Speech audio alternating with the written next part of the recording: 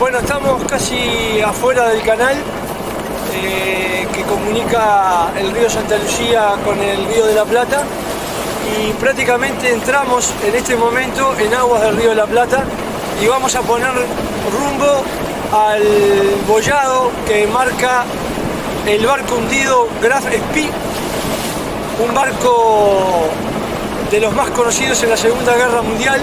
Y bueno, trataremos de filmar por lo menos el punto donde ese barco está hundido.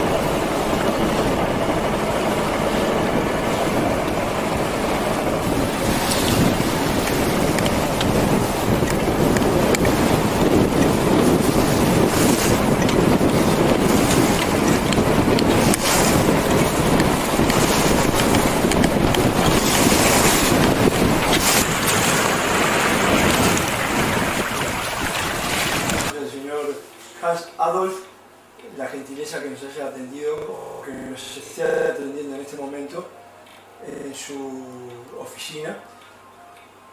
Y de alguna manera nosotros buscamos alguna nota que complemente cosas adicionales a todo aquello que se está hablando en el día de hoy como un hecho histórico sobre el acorazado Graf Spee. No sé si está bien pronunciado. Sí, está bien pronunciado. Pero más que nada hablar sobre la batalla y sobre el barco, lo que nosotros buscamos justamente es esos hechos que han sobrevivido de aquella gesta, de alguna manera, que ha marcado un hito en la guerra, en la Segunda Guerra Mundial.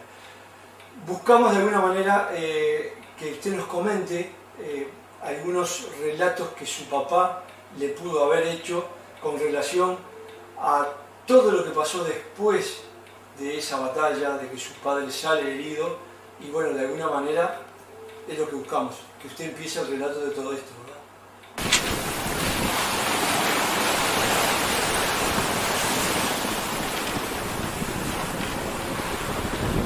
Por estribor vemos dos boyas que marcan el punto donde el Graf Spee fue hundido por su capitán.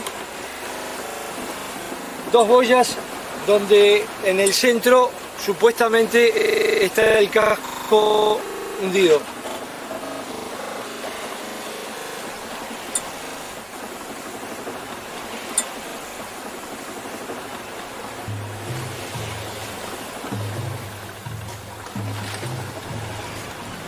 En ese entonces, en la trágica Segunda Guerra Mundial, la Marina de Guerra alemana había planificado destruir los barcos mercantes que se trasladaban desde y hacia el sur de la línea del Ecuador sobre la zona del continente sudamericano. El acorazado de bolsillo Graf Spee, comandado por su capitán Landorf, es destinado a cubrir este rastrilleo, cumpliendo con esta misión, hundiendo entre septiembre y diciembre del año 1939 9 vapores. Antes de la batalla del Río de la Plata, dos mercantes fueron hundidos por el Graf Spee, el Tairoa y el Doric Star, quienes pudieron comunicar la posición donde estaban siendo atacados y así las fuerzas británicas conocer dónde ubicar al Graf Spee. También fue alcanzado el Africa Yell, un pequeño barco cisterna que navegaba en la zona. Los ingleses, que llegaban a la casa del Graf Spee con los buques Achilles, Ajax y Exeter, acorralaron al acorazado de bolsillo, quien el 13 de diciembre de 1939 entró en batalla frontal con el Exeter, dañándole seriamente las torres de gran calibre y su puente de mando. Rápidamente el Ajax y el Achilles entraron en batalla, haciendo replegar al Graf Spee, quien buscó desesperadamente entrar en un puerto neutral. Perseguido y acosado, navegó hasta nuestro puerto de Montevideo, entrando el 14 de diciembre de 1939. Las autoridades uruguayas dieron al Graf Spee 72 horas para abandonar el puerto de Montevideo. Ante esta decisión, Hitler ordena al capitán hundir el acorazado, para no ser atrapado por los buques británicos que esperaban fuera del límite de las aguas del Río de la Plata para darle la estocada final al corsario alemán. El 17 de diciembre de 1939, una hora antes que se venciera el plazo otorgado por Uruguay para abandonar la zona neutral, el Graf Spee salió del puerto de Montevideo seguido por el buque alemán Tacoma, y a las 8 de la noche, ante una multitud que miraba asombrada desde la costa montevideana esta histórica escena, el acorazado Graf Spee fue dinamitado por su tripulación.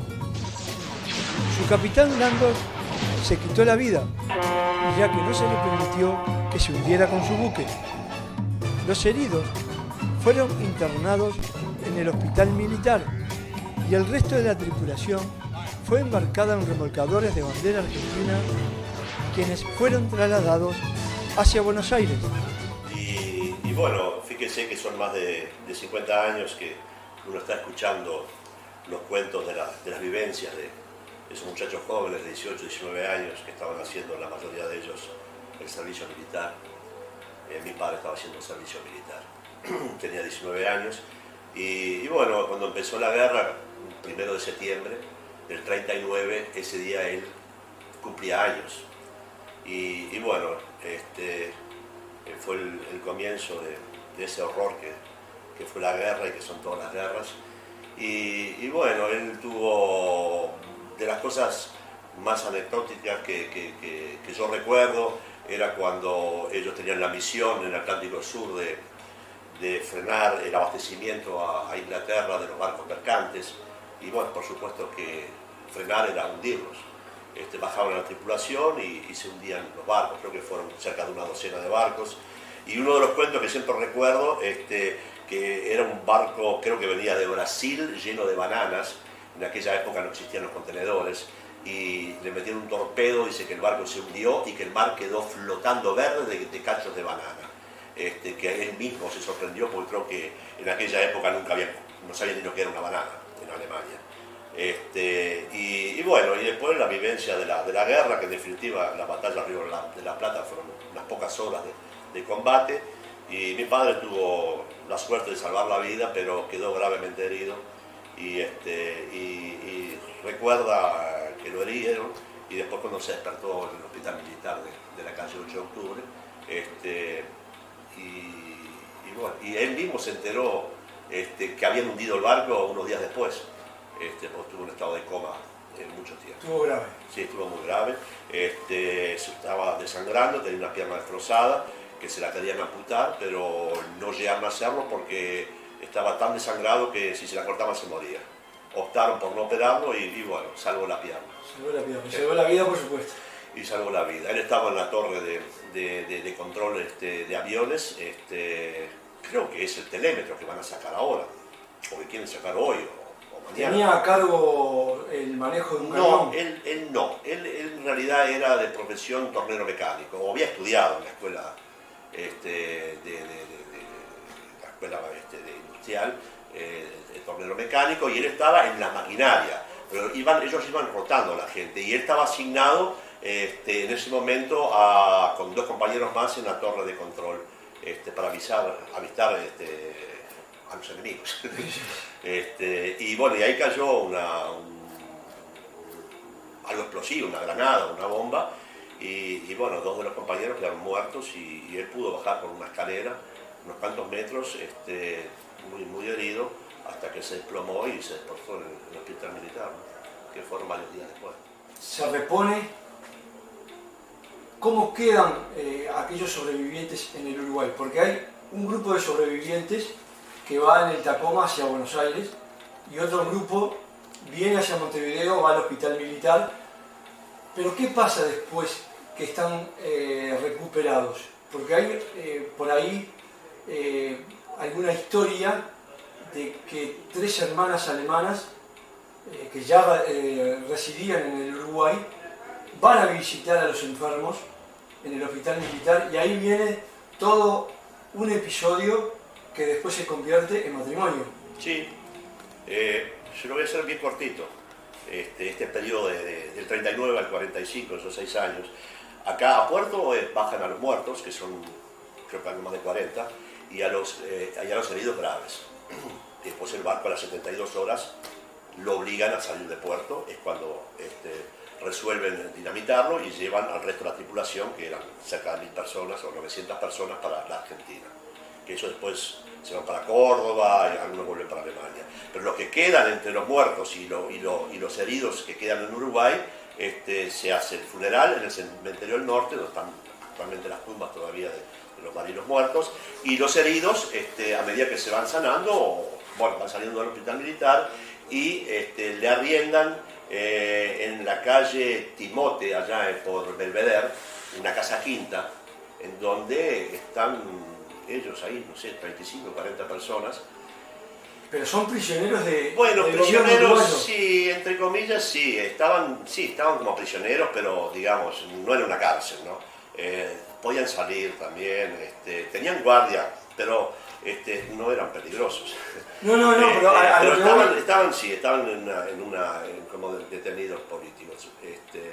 Y bueno, después cuando Uruguay rompe relaciones con Alemania, que no sé si fue en el 42, una cosa así, ya la cosa se agrava, ya están un poco cuestionados, ya son un poco más peligrosos, y ahí los llevan a un cuartel a Sarandí del G, que hoy actualmente es un museo eso. Y bueno, en el 45 termina la guerra, y ahí es cuando se normaliza el mundo, ellos quedan libres, y los que se habían casado con uruguayas podían quedarse en el país. Los que estaban casados con alemanas o los que no se habían casado tuvieron que volverse. A tal punto que aquí se quedaron, yo no sé, una docena más o menos, entre ellos mi padre. Pero su padre se casó con mi una padre, uruguaya que era hija de alemana. El tema es el siguiente, en el 39 llegan los heridos, la colonia alemana no era muy numerosa, mi abuelo materno, que había llegado al Uruguay en 1912, como ingeniero para construir las grúas en el puerto de Montevideo, lo agarró en la Primera Guerra Mundial y quedó definitivamente en el Uruguay. Se hizo ciudadano legal y se quedó en Uruguay. Y él tuvo 3 hijas mujeres. No, perdón. 4 hijas. 4 hijas mujeres. Y él estaba vinculado a la colonia alemana. Y en el 39, bueno, están estos muchachos jóvenes heridos en un pabellón en el hospital militar, y entonces alguien los tiene que acompañar. Y mi abuelo mandó a las 4 hijas a que vayan a visitar a los marineros. Y bueno, estaban además, aparentemente por los cuentos, por orden alfabético. Y mi padre, como Federico Adolf, era cama número 1. Y mi madre fue la primera en entrar cuando abren las puertas y se encuentra con esa barbaridad de tantos heridos, se asustó y se metió en la primera cama. Y esa cama era mi padre, Federico Adolf. Y mis otras tías, bueno, conocieron otros alemanes y al final, en el 45, no había terminado la guerra, pero faltaba muy poco. Mi madre y sus 2 hermanas se casaron con 3 marineros sobrevivientes. Sobrevivientes, sí. Y me acuerdo que me contaba mi abuelo que el civil se hizo en la casa de él, en la calle Bonpland, en Punta Carretas, y que ellos todavía estaban de alguna manera detenidos y que vinieron con guardia policial y se tuvieron que ir custodiados de alguna manera. O sea, que se casaron bajo custodia uruguaya. Sí. A pesar de que sí. Creo que en esa época ya la guerra, en Alemania, o por lo menos los soldados ya estaban libremente, caminaban por toda Alemania sin ningún tipo de problema. Sí, en el 45 terminó la guerra, ¿no? Por eso, pero la guerra terminó, sí. Y aquí todavía... No, eso creo que fue... Es que yo no me acuerdo en qué mes terminó. Ellos se casaron en el mes de junio del 45. Y creo que la guerra terminó en agosto, en septiembre. Yo esa fecha no la tengo grabada. Pero en ese momento ellos estaban todavía bajo custodia. O sea, que se casaron. Y creo que quedaron libres 2 o 3 meses después de casados. Sí, sí. ¿Y cómo era la vida que llevaban ahí, por ejemplo, en esa quinta? En esa quinta era una vida muy rutinaria. Yo a veces pienso, qué horrible, ¿no? Estar 6 años entre los 19 y los 25 metidos en una quinta. Se divertían, hacían un poco de quinta, criaban unos conejos. Como tenían distintas profesiones, uno era carpintero y hacía bancos y hacía sillas, algunas cosas las vendían. Pero digo, ¿estaban vigilados? Sí, estaban vigilados. ¿Cómo hacían para salir, ver a sus novias? Y bueno, es como todo. Ya llegó el momento que ellos con su carcelero tomaban mate y comían asado. Creo que no eran ni policías, eran soldados que los custodiaban, pero eran 2 o 3 para 40. O sea, además ellos sabían que a dónde se iban a escapar, a dónde se iban a ir. Si además no eran peligrosos, ¿cierto? Y tantos años, además por uno dice 6 meses, todavía 6 años. Del 39 al 45. Y bueno, son los mejores años de uno. Usted acuérdese, yo me acuerdo que entre los 19 y los 25 uno se divertía, salía a pasear, salía de pronto con amigos. En aquella época era mucho de los tablados de barrio, yo me acuerdo de los tablados de barrio. Y uno se divertía siempre, y uno estaba en una quinta, recluido, ¿no? ¿Se casan? Sí. ¿Qué pasa después? Bueno, se casan, consiguen trabajo y empiezan a venir los hijos. ¿Su padre a qué se dedica? Mi padre está jubilado. No. En aquel entonces. En aquel entonces se casó. Se casó y creo que al poco tiempo empezó a trabajar en la firma Conatel. Él era de profesión tornero mecánico, estaba en esas tareas, tuvo muchos años en Conatel. Y después, creo que fue en el año 62, 63, que entró a trabajar en una empresa alemana que estaba radicada en Uruguay, en una curtiembre que hacía los corderitos, y todo lo que se usaba mucho eran para plantillas de zapatos y tapicería de coches con corderitos, pero todo era para exportación, hasta que se jubiló. Sí. Mi padre es una persona un poco introvertida y él además esos impactos de la violencia el ser humano lo siente, y eso a los años aparece. Él tuvo algunas crisis emocionales con 40 años, cuando habían pasado 20 años de esas vivencias que tuvo, y era todo consecuencia de la guerra, ¿no? Y entonces él, las cosas que habla son más bien anécdotas graciosas, pero de la guerra en sí, y miren, lo que yo sé es a través de mi padre, porque él personalmente no me contó, y yo no quise preguntarle mucho tampoco. Y bueno, fue en realidad el comentario que yo le hice, a grandes rasgos lo que él le tocó vivir. Perfecto, dígame una cosa, y su mamá sí.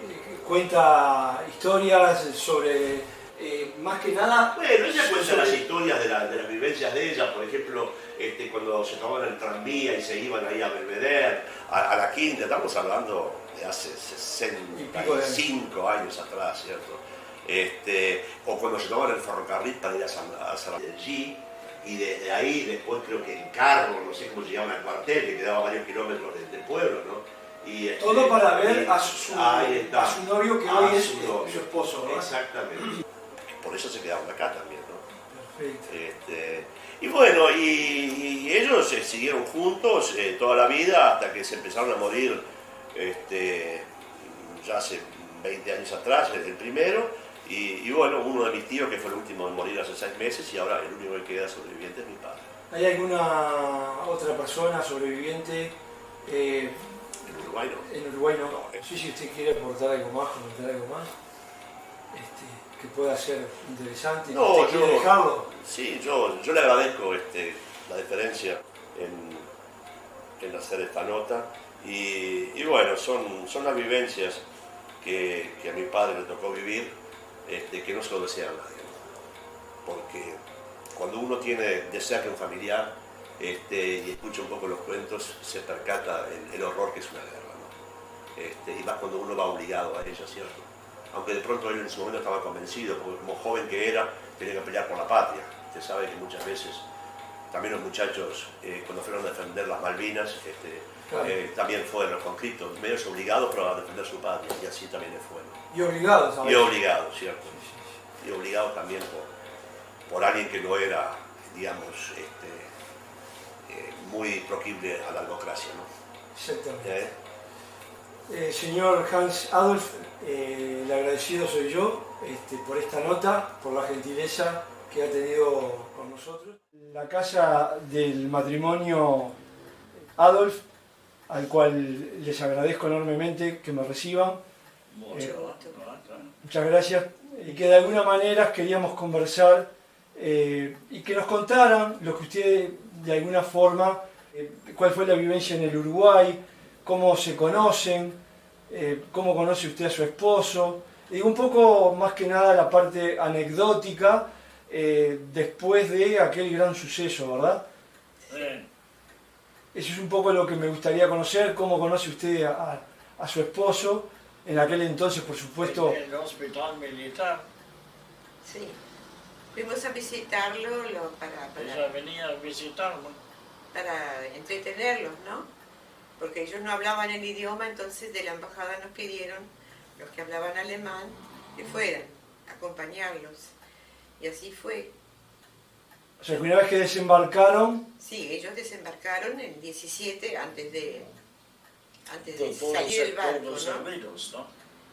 Los heridos desembarcaron acá y los otros se fueron. Entonces la embajada llamó a las familias que el que pudiera fuera a visitarlos al hospital Sí. militar. Y así lo hicimos también nosotros y bueno, para hacerle compañía. para hacerle compañía Sí. en la hora de visita, ¿no? ¿Y cómo conoce usted al señor Bueno. Adolf? Sí, yo fui con mi hermana y dos amigas el primer día ya, que era visita, entonces fuimos y entré yo primera, por un X motivo, porque nadie se animaba. Entonces entré primera y me fui al primer pasillo, cama número 1, y estaba él. Entraba a la derecha, la cama número 1, estaba yo, y ahí se quedó. Amor a primera vista.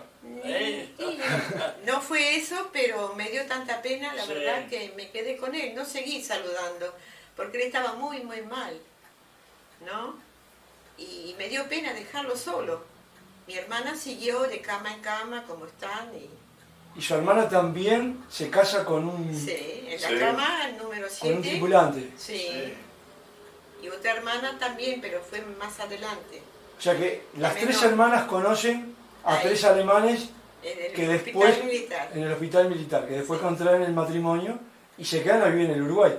Nos quedamos los tres, sí, porque el Sí. gobierno nos dio el permiso de casarnos, y una vez casados con uruguayas, y quedamos embarazadas enseguida, y eso fue el motivo, porque dicen que el padre tiene que ocuparse del hijo y va a ser un hijo uruguayo que tiene que quedar el padre con él. Bueno, Esa fue la suerte nuestra, ¿no? Claro. ¿Cómo hacían para verse? Porque ellos después que salen del hospital militar, están como... Están internados en una casa. Primero estuvieron viviendo en casas particulares, ¿no? Hasta que la embajada mandó a arreglar una casa que alquiló en Timote 4600 en Nuevo París. bueno, parece. Y ahí podíamos visitarlos después, ¿no? un internado custodiados. Sí, custodiados, Sí. pero al principio podían salir casi todos los días, al principio no era tanta la cosa, ¿no? Estaban custodiados, pero podían salir y Sí, volver, sí. ¿no? Y fueron años, ¿no? Que fue así. Después los trasladaron. Cuando Uruguay declaró la guerra, en el 43, no me acuerdo, ahí lo llevaron a Sarandí de G. Sí, el 14 de agosto del 43. 43. Sí. Sí, 43, sí. Ahí se lo llevaron a Sarandí de G. Porque ya eran prisioneros de guerra. O sea, estaban como Uruguay. prisioneros de guerra. Ahí sí, ya no eran internados, eran prisioneros de guerra. ¿Y cómo hacían para verlos? ir hasta Sarandí de allí, una vez por mes o lo que se podía. ¿Ya estaban casados? No, Todavía no. Nada. Todavía no. Nada. No. No. Comprometido sí, que había que pedirle permiso al capitán que quedó en Buenos Aires, ¿no? El señor Cay. Tenía que darnos el permiso a ellos para que se puedan comprometer. Y necesitaban el permiso de los padres también. Ah. Y eso era muy difícil, porque en aquel entonces Estaban en Alemania. estaba en Alemania, no se podía casi escribir, yo no sé cómo hicimos nosotros, pero por radio, por una audición para todos los soldados que estaban en el mundo, apareció el nombre de él, que los padres le daban el permiso de comprometerse conmigo. Qué maravilloso. ¿Y eso fue tomado como documento? Sí. Entonces nos comprometimos y cuando llegó el momento de que ellos, cuando terminó la guerra, ellos quisieron casarse y el ministro de Relaciones Exteriores dijo, yo les di el permiso de comprometerse, ahora les doy el permiso de casarse. Y se lo doy, porque no tengo nada en contra. Terminó la guerra, ¿no? Sí. Entonces nos casamos. Fue una cosa que ni 15 días, no, 15 días demoramos, sí, arreglar todo y nos casamos. Y bueno, y quedamos embarazadas y llegó el momento que los ingleses dijeron que tenían que irse todos. De Buenos Aires se tuvieron que ir todos, los casados también. Y acá eran 2 casados con alemanas, 2 chicas que tenían nacionalidad alemana, tuvieron que irse nomás, ellas se quedaron acá.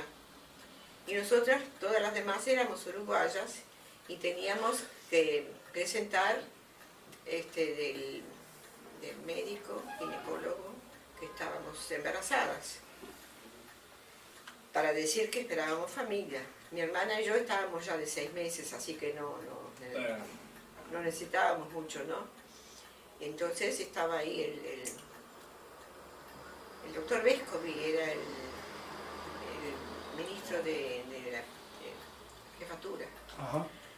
Estaba, y el ministro, estaban todos allá en la quinta y fueron llamando y nos llamaron a nosotras y dijo el ministro, todas las embarazadas uruguayas se quedan con sus maridos.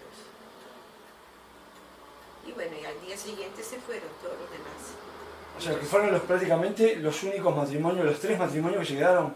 Sí, nosotros eran 10 compañeros casados. 12 en total, pero 2 casados con alemanas. Y nosotras, como nacimos acá, éramos uruguayas. Y somos uruguayas. Claro. ¿No? Le permitieron quedarse. Sí. Y a partir de ahí hicieron su vida. Sí, no, pero ellos siguieron internados. Ah, siguieron internados. O sea, sí, le dieron el permiso de casarse, de quedarse. De casados, tuvimos 24 horas, ¿no? 24, el sábado, el domingo, el lunes de mañana a las 7 los patrulleros nos vinieron a buscar a casa. Y estuvimos las 24 horas o cuánto, 48, con policía dentro del jardín y enfrente de casa. Ya había terminado la guerra, ya había terminado sin embargo todavía seguían custodiados. Todavía sí, custodiados por si disparaban.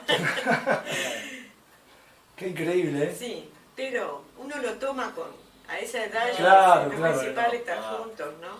Ahora es una historia ya. Ahora es una historia ya de muchos años. ¿Y cómo hacían para verse mientras ellos estaban internados? ¿Cómo permitían las visitas? Después estaban, claro, de Sarandí de allí volvieron los que se casaron. Y después se fueron todos y los que se quedaron acá, quedaron en la quinta ya. Entonces teníamos que ir para visitarlos. ¿En qué iban? ¿Qué tomaban? ¿Un tren? No, un ómnibus. Ómnibus. No, en la quinta está acá en Timote, en Nuevo París. No, París había tren. Tranvía. El ómnibus. Ómnibus. Ómnibus, sí. Ómnibus, el ómnibus sí, hasta claro. Belvedere y de ahí caminábamos. Ómnibus. Eran 1, 2, 3, 4, 5, 6, como 7 cuadras más o menos, hasta la quinta.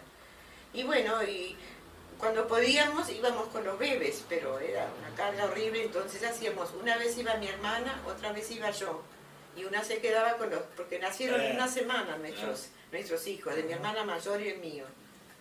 Él. Una semana de diferencia. Sí, el primero y el 7 nació la nena de mi hermana. Estábamos juntas en la clínica y después nos turnábamos en ir a visitarlos. Hasta que un día, yo estaba con los dos bebés y claro, le dábamos de mamar también a los dos. Éramos dos madres para dos hijos, siempre nos turnábamos. Siento un griterío y todo, que llegaban con un camión lleno de muebles y cosas y le habían dado la libertad. Llegaron a casa. Fue una alegría muy... O sea, ¿y cuánto pasó para darle la libertad? ¿Qué tiempo tuvieron?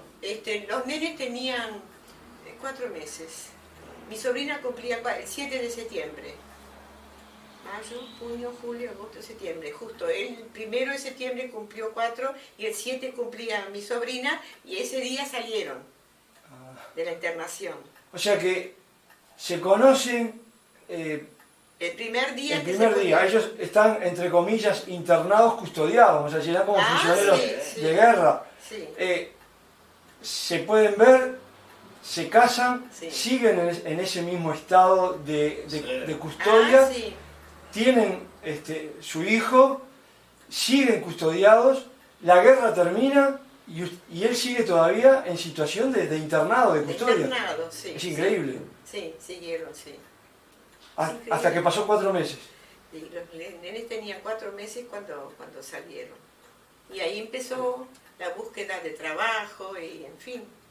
Porque estábamos en casa, las 3 casadas, con papá y mamá. O sea, 3 hermanas casadas con los 3 tripulantes. Sí, y era una casa, bueno, cada una tenía un dormitorio que era su hogar, ¿no? Claro, pero vivían todos en la misma casa. Todos juntos, sí. Y tuvimos los hijos todos allá, y después recién empezaron a mudarse mis hermanas, y yo me quedé con papá y mamá, y después los 3 hijos que tuvimos. ¿Cuál fue el primer trabajo que consiguen? Bueno, estuvieron buscando, pero él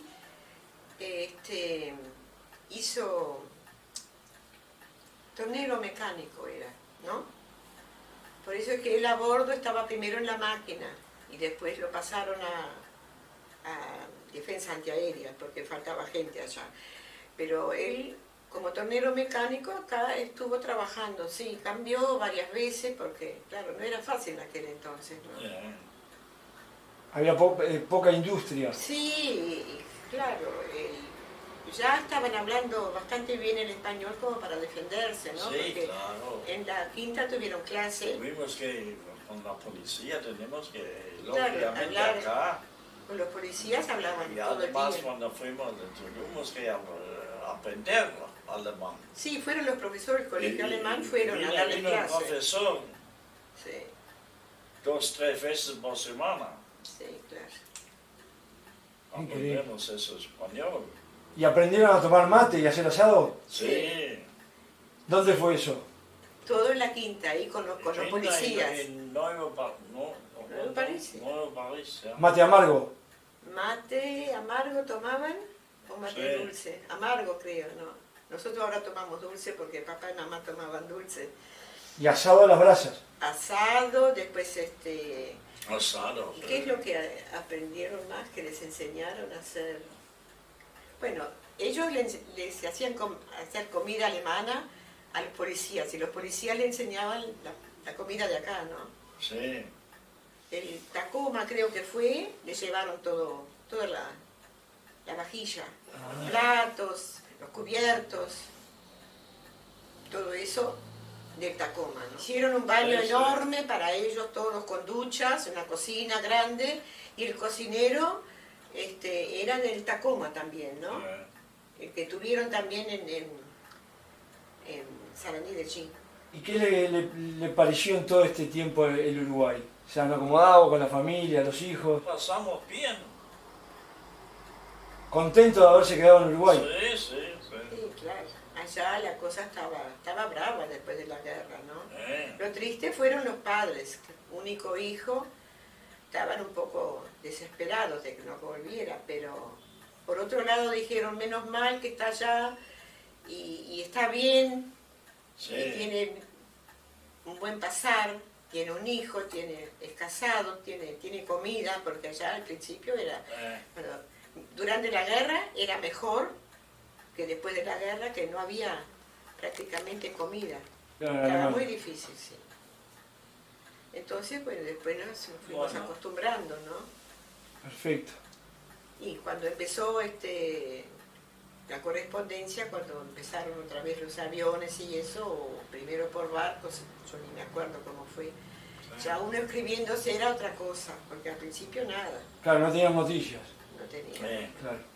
¿Y los padres de él tenían noticias de que él estaba bien? Sí, eso lo hicieron por la embajada, mandaron los nombres de los fallecidos, de los heridos y cómo estaban. O sea que después había comunicación con los Sí, padres. sí, ellos por lo menos se enteraron de eso. Sí. Pero los padres no tenían coraje ni de escribir, pero la abuela fue la más guapa, fue la primera carta que llegó de la abuela.